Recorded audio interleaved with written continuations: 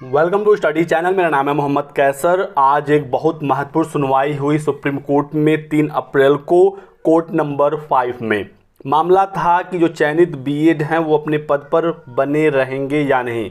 Mainly ये मामला था एमपी से मध्य प्रदेश की प्राथमिक शिक्षक भर्ती में जो सिलेक्टेड बीएड छात्र हैं उनको बचाने के लिए सरकार सुप्रीम कोर्ट में गई है। मामला सुना जा रहा था और यहाँ पर सभी राज्यों के लगभग वकील मौजूद थे, चाहे वो बिहार के हों, यूपी के हों, पश्चिम बंगाल के हों। और इस वजह से ये जो पूरा मामला है ये जज साहब सही तरीके से सुन नहीं पाए, सारी चीज़ें बिल्कुल खिचड़ी बन गई।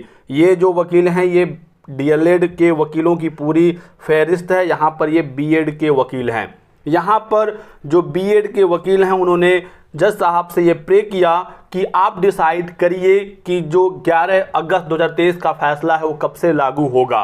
लेकिन इस पर डीएलएड के वकीलों ने विरोध दर्ज किया और कहा कि बहुत सारे हाई कोर्ट ने ऑलरेडी ऑर्डर दे दिया है कि सेलेक्टेड बीएड कैंडिडेट को बाहर किया जाए, चाहे वो अभी कल का छत्तीसगढ़ का ऑर्डर हो, पटना हाई कोर्ट को ऑर्डर हो या अन्य राज्यों के ऑर्डर हो। तो डीएलएड के वकीलों द्वारा यह कहा गया कि let the high court decide the matter. जिस राज्य का जो मैटर है वहां की हाई कोर्ट उसे डिसाइड करे। लेकिन इस पर बीएड के वकीलों ने अपोज किया, क्योंकि बीएड को पता है कि हाई कोर्ट से बीएड की मुश्किलें बढ़ती जा रही हैं, कुछ हो सकता है तो वो सुप्रीम कोर्ट है।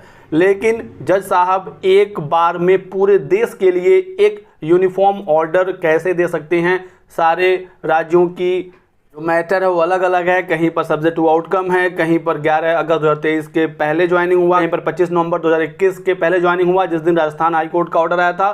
कुछ मामले सब्जेक्ट टू आउटकम है, कुछ नहीं है।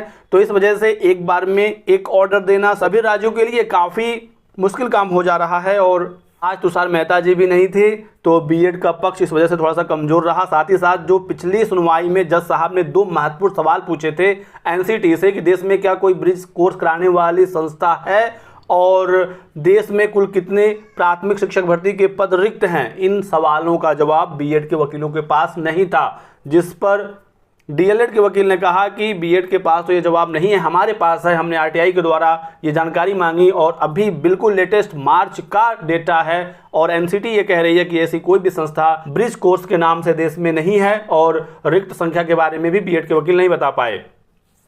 और इस पर बीएड के वकीलों ने समय मांगा कि थोड़ा सा हमें समय दे दीजिए, 2-4 दिन, 5 दिन, 1 सप्ताह, और हम ये डेटा लेकर आएंगे।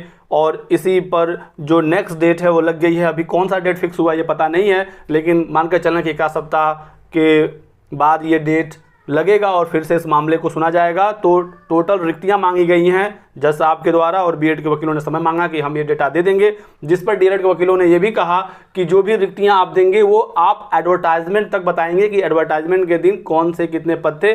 भविष्य की बातें मत बताइएगा कि हम 5 लाख भर्ती करेंगे, 10 लाख भर्ती करेंगे, बाद में क्या होता है किसी को नहीं पता। तो प्रेजेंट टाइम में जो डीएलएड की संख्या है, बीएड की संख्या है, जो रिक्तियां हैं, ये सब डेटा अब अगले सुनवाई में देखने को मिलेगा। और एनसीटी ने जवाब नहीं दिया कि ब्रिज कोर्स वाली संस्था है कि नहीं है, और इस वजह से भी जो बीएड का मामला है वो थोड़ा कमज़ोर दिख रहा है। इसी वजह से नेक्स्ट डेट भी लगी है, क्योंकि आज कुछ भी क्लियर नहीं हो पाया। शिक्षा मित्र अपना मामला लेकर आए थे, बिहार, छत्तीसगढ़, पश्चिम बंगाल, एमपी का मेनली ये मामला है ही है। ये भी कहा गया डीएलएड के द्वारा कि ये क्या आप सिर्फ एमपी के लिए डिसाइड कर रहे हैं या पूरे देश के लिए? तो बीएड के वकीलों का कहना है कि सर आप पूरे देश के लिए डिसाइड करिए, आप ही इस मामले को क्लैरिफाई कर सकते हैं, क्योंकि यहाँ पर जो ऑर्डर है वो इसी सेम बेंच ने दिया, जबकि जो अलग अलग हाई कोर्ट हैं वहाँ से लगातार फैसले आ रहे हैं।